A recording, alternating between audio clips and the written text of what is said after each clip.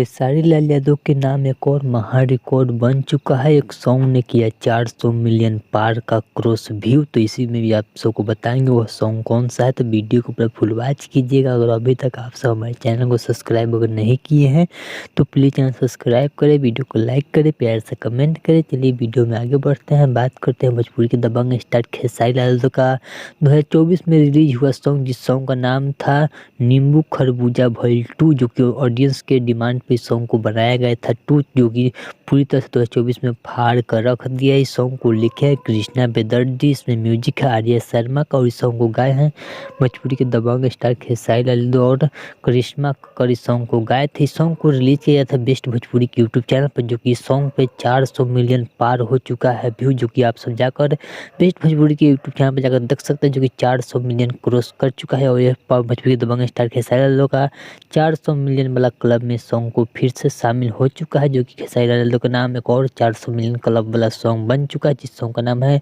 नींबू खरबूजा भइल 2, जो कि आप सबके बीच काफी तहलका डीजे वाला सॉन्ग बनाया गया था। चलिए अगर आप सबको भोजपुरी के दबंग स्टार खेसारी लाल यादव का अपडेट अच्छा लगा तो प्लीज सब्सक्राइब करें, वीडियो को लाइक करें। चलिए मिलते हैं न्यू अपडेट के साथ। Okay bye.